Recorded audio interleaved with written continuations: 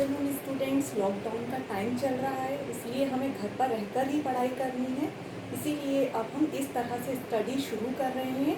आज हम स्टार्ट करते हैं इकाई 2 विलियन, है ना। ये जो इकाई 2 विलियन है ये आपकी 5 मार्क्स की आएगी। 5 नंबर का टोटल पूरा क्वेश्चन नहीं आएगा, इसमें से 3 मार्क्स का रहेगा एक क्वेश्चन और एक रहेगा 2 मार्क्स का। ठीक है, इसमें सबसे पहला क्वेश्चन जो हम अटेंड करने वाले हैं वो है राउल्ट का नियम। राउल्ट का नियम समझने के लिए सबसे पहले हमें कुछ इम्पोर्टेंट चीज़ें पता होनी चाहिए। सबसे पहले पी क्या होता है?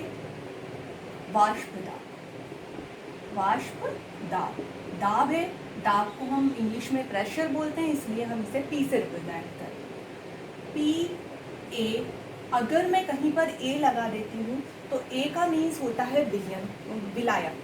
क्या हो जाएगा? विलायक। विलायक, और यहाँ पर पी के साथ में ए है, यानी पी मीन्स वाष्प दाब होता है, तो विलायक का वाष्प दाब।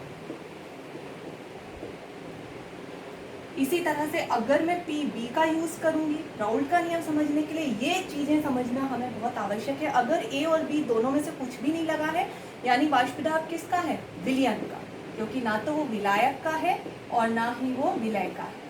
ओके, पी बी, ये बी अगर लगा है तो मैं बात करूंगी किसकी? विलय की, विलय का वाष्प दाब। अब यहाँ पर बात हुई है आपके विलायक और विलय, ये चीजें क्या है आपको पता नहीं होगा, इसलिए मैं आपको पहले ये बताती हूँ कि विलयन जो होता है वो 2 चीजों से मिलकर बना होता है। विलयन किस किस से मिलकर बना है? एक तो विलायक और दूसरा क्या है? विलय। इन 2 चीजों से मिलकर बना होता है विलयन। विलायक जो होता है वो होता है अधिक मात्रा में। ये चीज कैसी होती है? अधिक मात्रा में। और जो कम मात्रा में होती है वो होता है विलय। फॉर एग्जाम्पल के लिए, अगर हम एक गिलास पानी लेते हैं और उसमें शक्कर घोलते हैं तो पानी ज़्यादा मात्रा में है, तो पानी ज़्यादा मात्रा में है तो वो विलायक है, और उसमें हमने शक्कर को घोला तो वो क्या है? विलय। और दोनों ने मिलकर किसका निर्माण किया? विलयन का। ठीक है, इस तरह से ये जो सॉल्यूशन बना है वो विलयन कहलाता है।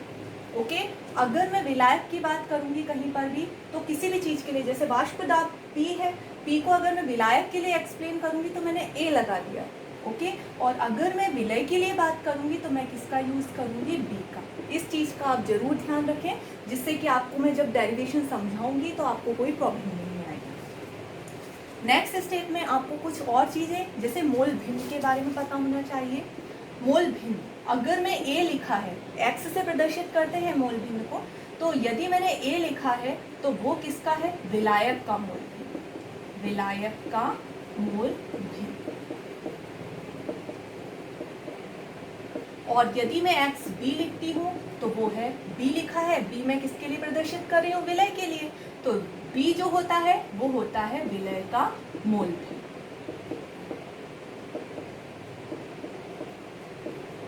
ठीक है, तो ये चीजें अगर आपको पता है तो आप इस डेरिवेशन को आसानी से कर सकेंगे। तो इन चीजों को आप ध्यान रखिएगा। अब मैं ये चीज मिटा रही हूँ और अपन मेन टॉपिक पे अब हम आने वाले हैं। ओके, अब हमारा प्रश्न नंबर 1 है, प्रश्न क्रमांक 1, राउल्ट के नियम को समझाइए। आपको जो नोट्स है वो पीडीएफ फाइल के थ्रू भेज दिए जाएंगे। आपको सिर्फ यहाँ पर समझने का काम करना है, बाकी पूरे आपको नोट्स ऐसे ही के ऐसे अवेलेबल रहेंगे। सबसे पहले हम क्वेश्चन देखते हैं राउल्ट का नियम। इसमें आपको दे रखा है, मैंने डेफिनेशन लिख रखी है, अवाष्पशील विलय युक्त विलयन का वाष्प दाब विलायक के मोल भिन्न के समानुपाती होता है। ठीक है, इसमें अपन देखें ये समानुपाती एक्स ए, ये होता है डेरिवेशन। देखें, अवाष्पशील विलय, विलय है, विलय में बता चुकी हूँ, विलयन में जो कम मात्रा में उपस्थित होता है वो क्या कहलाता है? विलय। और वो भी कैसा? अवाष्पशील, यानी वो वाष्पित नहीं होता। युक्त विलयन, हम बात किसकी कर रहे हैं? विलयन की। विलयन का वाष्प दाब, ये देखिए विलयन का वाष्प दाब, ना तो मैंने इसमें ए लिख रखा है ना ही इसमें बी लिख रखा है, यानी ये किसका वाष्प दाब है? विलयन का वाष्प दाब, जिसमें जो विलय उपस्थित है वो अवाष्पशील है, यानी वो वाष्पित नहीं होता। विलयन का वाष्प दाब विलायक के मोल भिन्न के समानुपाती होता है। विलायक मैंने बताया है आपको, ए अगर मैं लिखती हूँ तो वो किसके लिए यूज किया जाता है, विलायक के लिए। तो विलायक के मोल भिन्न के क्या होता है, समानुपाती होता है। ये आपको ध्यान होना चाहिए। अब हम क्या करेंगे, पी। अगर आपने ये कर लिया तो आप सिस्टमेटिक पूरा डेरिवेशन सॉल्व कर देंगे। समानुपाती हटाएंगे, हिंदी समझ में आनी चाहिए। विलयन का वाष्प दाब, विलयन का वाष्प दाब यानी पी किसके समानुपाती होता है, विलायक के मोल भिन्न के यानी एक्स ए के। ओके, अब हम क्या करेंगे, समानुपाती हटाएंगे तो इक्वल आ गया, और समानुपातिक स्थिरांक हमको लिखना पड़ेगा के एक्स ए। इस समीकरण को हमने एक मान लिया। ओके, यहाँ पर हमने कुछ नहीं किया, बस समानुपाती हटाना है और उसके स्थान पर समानुपातिक स्थिरांक लगाना है। नेक्स्ट जो है, अब हमको क्या करना है, यदि जो विलयन का वाष्प दाब है, विलयन का वाष्प दाब विलायक के वाष्प दाब के बराबर हो, यानी उसमें विलय ना के बराबर हो, कम मात्रा में हो, विलायक के वाष्प दाब के बराबर हो। तो विलयन का वाष्प दाब विलायक के वाष्प दाब के बराबर है, यानी P किसके बराबर है, विलायक यानी A, विलायक के वाष्प दाब के बराबर है। तो समीकरण एक में मान रखने पर, हमें किसमें मान रखना है, समीकरण एक में। समीकरण एक में मान रखने पर, समीकरण एक अपना ये है। आपको क्या करना होगा, इसमें P के स्थान पर, P किसके बराबर है, PA के, तो P की जगह पर आपको क्या लिख देना, ये जो P है इसकी जगह पर हम PA लिख देंगे, PA इक्वल टू के एक्स ए। इस समीकरण को हमें दो नाम दे देना है। अभी हम ये बात कर रहे थे कि वाष्प दाब किसके बराबर है, विलयन के वाष्प दाब, विलयन का वाष्प दाब विलायक के वाष्प दाब के बराबर है। लेकिन यदि हम शुद्ध विलायक की बात करें, यदि हम शुद्ध विलायक लें, यानी उसमें विलय हुई नहीं, यहाँ पर हम बात कर रहे थे कि विलय की थोड़ी क्वांटिटी में मात्रा है, लेकिन यदि शुद्ध विलायक लें, यानी उसमें बिल्कुल भी मात्रा में विलय नहीं है, तो ऐसी कंडीशन में क्या हो जाएगा, PA जो होगा, तब PA को हम किसके बराबर लिखेंगे, P0A के, यानी शुद्ध है, यानी इसका मीन्स है उसमें कोई भी विलय उपस्थित नहीं है। तो ऐसी कंडीशन में जब विलय है ही नहीं तो कोई मोल भिन्न ही नहीं होगा, अंतर ही नहीं होगा विलायक और विलय में। तो जब मोल भिन्न नहीं होगा यानी XA का मान कितना हो जाएगा, 1। ओके, जब XA का मान 1 हो गया और PA इक्वल टू P0A हो गया, तो इसको हमें समीकरण 2 में मान रखना है। समीकरण 2 में मान रखने पर हम इसका मान समीकरण 2 में रखेंगे, तो आपको दिख रहा है PA जहाँ पर है, PA की जगह पे आप P0A लिखेंगे, और जहाँ XA है वहाँ पर आप उसका मान कितना रख देंगे, 1। तो PA की जगह पे मैं लिखूंगी P0A equal to K into 1। Okay, अब हम देखें, किसी भी चीज़ का 1 में मल्टीप्लाई करें वही का वही आता है, इसलिए आप इसे क्या बोल देंगे, K। इस समीकरण को हम क्या नाम देंगे, समीकरण 3। समीकरण 3 का मान आपको 1 व 2 में रखना है, तो आपका राउल्ट का नियम आ जाएगा। बस कितना सिंपल डेरिवेशन है। यहाँ पर आपको क्या करना है, समीकरण 3 का मान 1 व 2 में रखने पर, तो हम देख सकते हैं यहाँ पे K किसके बराबर है, P0A के। तो यहाँ पर आपको दिख रहा है, यहाँ है K, समीकरण 2 में K लिखा हुआ है और समीकरण 1 में भी K लिखा हुआ है। ओके, तो जहाँ पर K लिखा है, K के स्थान पर आपको P0A लिख देना है। तो आप लिख देंगे P इक्वल टू K की जगह पर P0A लिख देना है। K किसके बराबर है, P0A। P0A तो K की जगह लिख दिया इंटू एक्स। ऐसा ही समीकरण 2 में कर देंगे, PA, यहाँ पर K की जगह पे आप क्या लिख देंगे, P0A इंटू एक्स। ये दोनों ही जो है यह राउल्ट का नियम कहलाता है।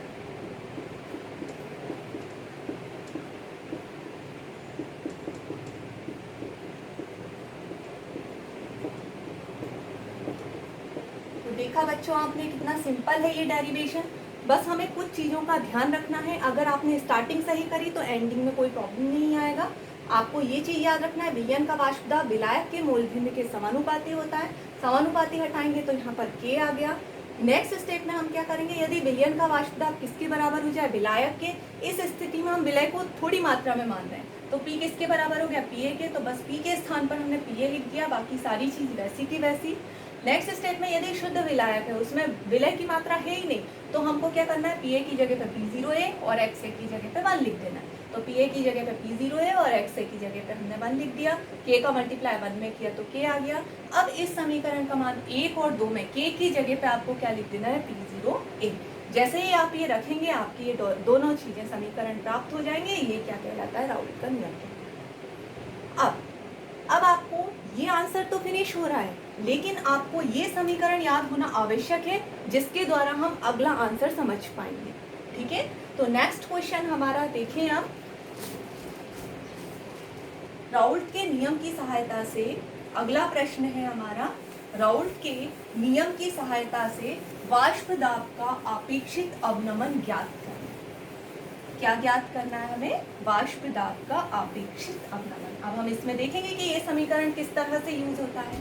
तो अगला अपना टॉपिक है राउल्ट के नियम की सहायता से वाष्प दाब का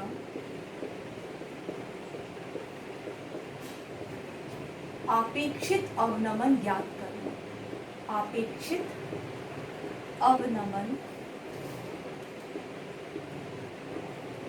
ज्ञात करना। ठीक है, अब आप सोच रहे होंगे मैंने ऊपर वाली लाइन क्यों नहीं मिटाई। आपने जो हिंदी ऊपर समझी थी वही हिंदी इसकी है, कोई आपका नई हिंदी यूज नहीं करना है आपको। इसमें यही लाइनें आपको लिखनी रहेंगी, बस थोड़ा सा आपको इसमें क्या इंक्लूड करना पड़ेगा वो मैं बता देती हूँ। अवाष्पशील विलय युक्त विलयन का वाष्प दाब, वाष्प दाब के बाद अब यहाँ हेडिंग में आ रहा है अपेक्षित अवनमन, इस अपेक्षित अवनमन को और लिखना रहेगा, आपकी हिंदी कंप्लीट हो जाएगी। यानी आपको क्या लिखना पड़ेगा, अवाष्पशील विलय युक्त विलयन का वाष्प दाब में अपेक्षित अवनमन, में अपेक्षित अवनमन, बस इतना सा इंक्लूड करना है, विलायक के मोल भिन्न के समानुपाती होता है। तो आपकी ये जो हिंदी यहाँ पर आपको लिखनी थी वो आपको पहले से ही याद है। ओके, तो हमने क्या किया है, हिंदी आपकी कवर हो चुकी है, ये मैं आपको समझा भी चुकी हूँ इससे पहले के टॉपिक में। अवाष्पशील विलय युक्त विलयन का वाष्प दाब में अपेक्षित अवनमन विलायक के मोल भिन्न के समानुपाती होता है। ओके, तो इस आंसर के लिए ये हमारा सेकेंड क्वेश्चन जो है, इसके आंसर के लिए आपको ये हिंदी याद करने की जरूरत नहीं है, क्योंकि ये हम पहले कर चुके हैं। अब मैंने आपको ये निकलवाया था, इस समीकरण को आपको याद होना चाहिए। ओके, तो आप यहाँ पर ये समीकरण लिख देंगे, PA = P0A × XA। ये समीकरण हम एक लिखेंगे। ओके, तो ये हो गया हमारा। नेक्स्ट, अब हम क्या करेंगे, हम जानते हैं बहुत सिंपल डेरिवेशन है, आपको कोई टेंशन लेने की ज़रूरत नहीं है। देखिए आप, XA + XB = 1, ये हमारा समीकरण है, यानी विलायक का मोल भिन्न, विलय का मोल भिन्न इक्वल टू कितना होता है, 1। अब हम देखें इस समीकरण में XA लिखा है, यानी हम इस समीकरण के थ्रू क्या निकाल लें, XA की वैल्यू निकाल लें। XA = 1, XB को उधर ले जाएंगे तो माइनस का हो जाएगा, 1 - XB। इस समीकरण को हम नाम क्या दे देंगे, 2। समीकरण 2 का मान हमें 1 में रखना है। समीकरण 2 का मान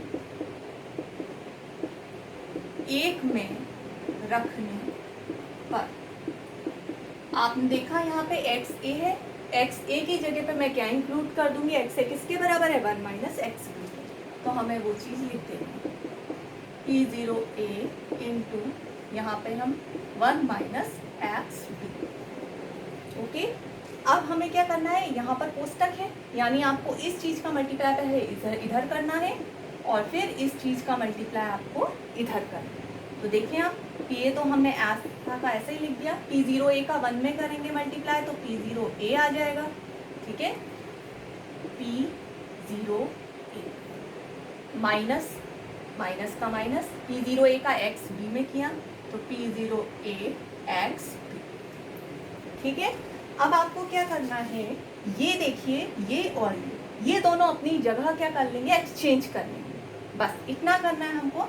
ये माइनस का है इक्वल के इधर जाएगा तो ये प्लस का हो जाएगा, ये प्लस का है इक्वल के इधर आएगा तो वो काय का हो जाएगा, माइनस का। तो मैं इसे इधर ले जा रही हूँ, तो ये माइनस का है तो काय का हो गया, प्लस का। P0A एक्स बी, इसको अपनी ही जगह पे रखें, कोई प्रॉब्लम नहीं है इसमें। PA को आपको इधर लाना है तो ये प्लस का है तो वो काय का हो जाएगा, माइनस का। ठीक है, अब हमको विलय के बाष्पदाब में अपेक्षित अवनमन ज्ञात करना है, यानी हमें क्या ज्ञात करना है, एक्स बी। यहाँ पर डॉट है, डॉट का मीन्स ये होता है मल्टीप्लाई। ओके, अब हम एक्स बी निकालेंगे तो मल्टीप्लाई में है ये चीज, इक्वल के इधर जाएगी तो काय की हो जाएगी, डिवाइड की। तो यहाँ पर आपका P0A माइनस PA तो एज इट इज रहेगा, और P0A ये जो मल्टीप्लाई में है वो नीचे आएगा, यानी किस में पहुंच जाएगा, डिवाइड में। तो यहाँ पर आपको क्या लिख देना है, P0। ये आपका क्या है, बाष्पदाब में अपेक्षित अवनमन। आपको अच्छे से समझ में आ गया होगा। एक बार और देखें, ये समीकरण हमने राउल्ट के नियम की सहायता से ज्ञात किया। आपका क्वेश्चन रहेगा राउल्ट के नियम की सहायता से बाष्पदाब का अपेक्षित अवनमन ज्ञात करना। तो ये समीकरण आपको याद होना चाहिए। इसकी सहायता से आप क्या करेंगे, एक्स ए एक्स बी ये इक्वल टू 1, ये तो होता ही है, इसे हम जानते हैं। एक्स ए इक्वल टू निकालना है क्योंकि इस समीकरण में एक्स ए है, तो हमने क्या किया, एक्स बी को इक्वल के इधर ले गए, प्लस का था तो वो काय का हो गया, माइनस का। अब हमें इस ये मान समीकरण 2 का मान काय में रखना है, ए में रखा। हमने एक्स ए की जगह पे क्या लिख दिया, 1 माइनस एक्स बी। P0A का 1 में मल्टीप्लाई किया P0A आ गया, माइनस P0A का एक्स बी में किया तो P0A एक्स बी आ गया। इसको हम इक्वल के इधर लाए तो माइनस का था तो प्लस का हो गया। PA को हम इधर लाए तो ये प्लस का था तो काय का हो गया, माइनस का। अब हमें एक्स बी निकालना है, इसलिए ये मल्टीप्लाई में है तो वो काय में चला जाएगा, डिवाइड। तो ये आपका दूसरा प्रश्न भी सॉल्व होता है। ओके, चलिए अब अपना तीसरा और लास्ट टॉपिक, आज के लिए सिर्फ हम एक और क्वेश्चन हल करेंगे, इसके बाद हमारी क्लास समाप्त होती है। चलिए देखिए, अब अगला टॉपिक के लिए आपको ये समीकरण याद होना चाहिए। यदि आपको ये समीकरण याद नहीं होगा तो आप अगला आंसर सॉल्व नहीं कर पाएंगे। इसलिए हम देखते हैं अब अगला अपना क्वेश्चन क्या है, बाष्पदाब के अपेक्षित। आपने देखा ये राउल्ट के नियम में ही चल रहे हैं क्वेश्चंस जो हैं, तो आपको क्या करना है, राउल्ट के नियम की सहायता से बाष्पदाब के अपेक्षित अवनमन के द्वारा आणविक द्रव्यमान ज्ञात करना। क्या ज्ञात करना हमको, आणविक द्रव्यमान। अगला क्वेश्चन में हमको बाष्पदाब के अपेक्षित अवनमन की सहायता से आणविक द्रव्यमान ज्ञात करना। ये अगला तीसरा क्वेश्चन है हमारा।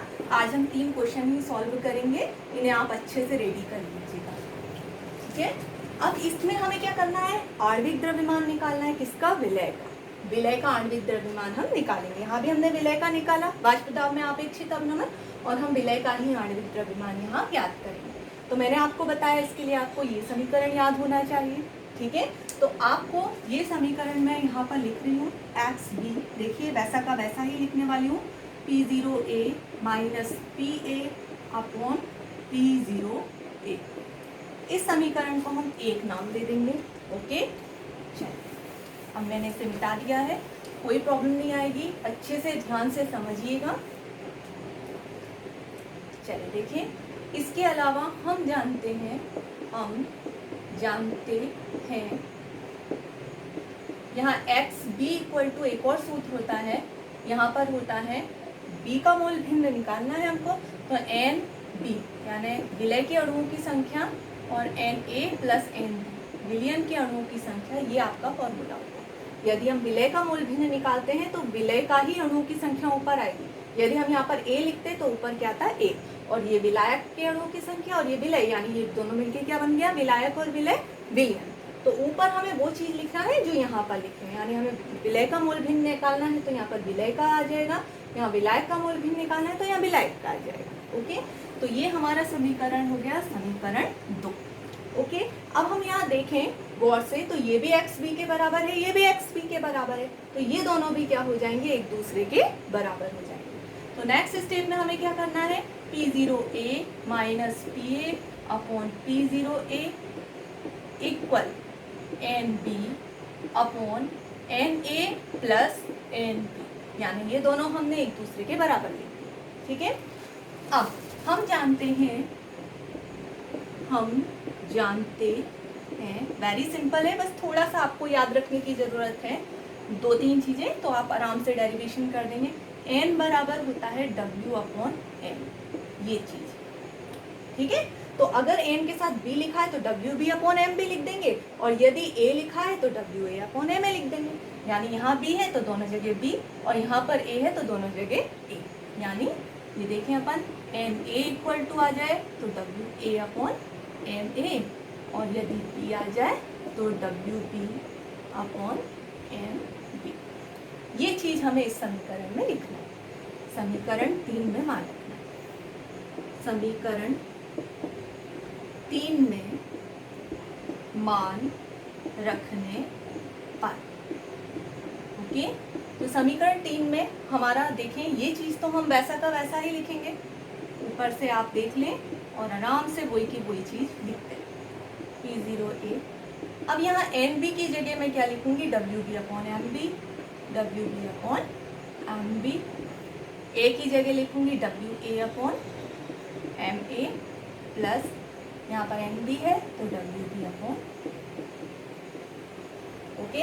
अब ये विलयन का है, हम जानते हैं A और B दोनों मिलके, यानी विलायक और विलय मिलके क्या बनाते हैं, विलयन। तो उसमें विलयन में विलय की मात्रा नगण्य मान ली जाए। यदि विलयन की मात्रा नगण्य मान ली जाए, ओके। जब हम विलयन की मात्रा को नगण्य मान लेंगे तो आपको क्या करना है, यहाँ पे ये तो वैसा का वैसा ही रहेगा, एज इट इज आप उतार देंगे,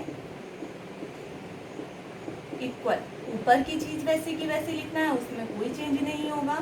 नीचे हम विलय की मात्रा नगण्य मान रहे हैं, यानी बी वाली, आपको क्या लिखना है, WA/m,